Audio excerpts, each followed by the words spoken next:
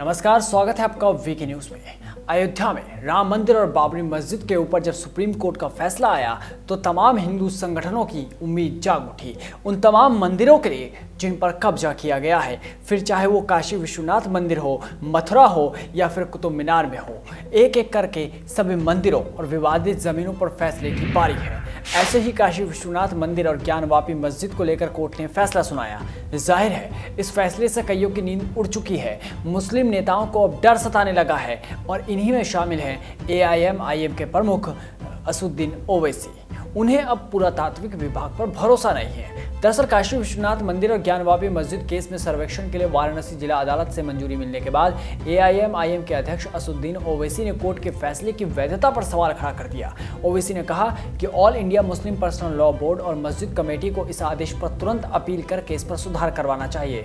ओवैसी ने ASI पर भी आरोप लगाया है कि वो हिंदुत्व के हर प्रकार के झूठ के लिए दाई की तरह काम कर रही है।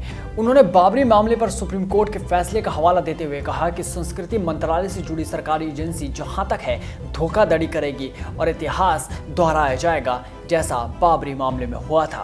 वो बोले कि किसी भी व्यक्ति को मस्जिद की प्रकृति बदलने का कोई अधिकार नहीं है।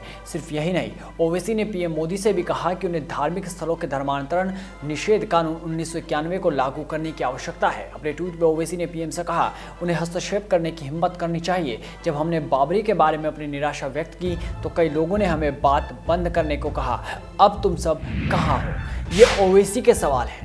हालांकि कोर्ट के आदेश के मुताबिक पुरातत्व विभाग की 5 सदस्यीय टीम पूरे परिसर की खुदाई कर मिले साक्ष्यों का अध्ययन करेगी और इस बात का पता लगाएगी कि ज्ञानवापी परिसर के नीचे जमीन में मंदिर के अवशेष हैं या नहीं। ये तो जांच के बाद पता चलेगा, लेकिन ओवैसी को अभी से ही जांच पर शक है। ये शक है या फिर जनता को गुमराह करने की ट्रिक? ये सवाल इसलिए क्योंकि ज्ञानवापी को लेकर हिंदू पक्ष की ओर से दावा किया जाता है कि विवादित ढांचे के फर्श के नीचे 100 फीट ऊंचा आदि विश्वेश्वर का स्वयंभू ज्योतिर्लिंग स्थापित है। यही नहीं, विवादित ढांचे के दीवारों पर देवी देवताओं के चित्र भी प्रदर्शित हैं। इसके साथ ये भी कहा जाता है कि हजारों साल पहले 2050 विक्रम संवत में राजा विक्रमादित्य ने बनवाया था और फिर सतयुग में राजा हरिश्चंद्र और बाद में 1788 में इंदौर की महारानी अहिल्याबाई होलकर ने इसका जीर्णोद्धार कराया था। जाहिर है कि मंदिर भी ऐतिहासिक है और ओवैसी जैसे नेताओं को इसी सच का डर है। कहते हैं कि सच का घूंट हमेशा कड़वा होता है और यही उनकी डर की असली वजह है कि अगर ज्ञानवापी के नीचे से भी सच सामने आ गया तो क्या होगा। तभी तो आज ओवैसी पुरातात्विक विभाग पर भी संदेह कर रहे हैं।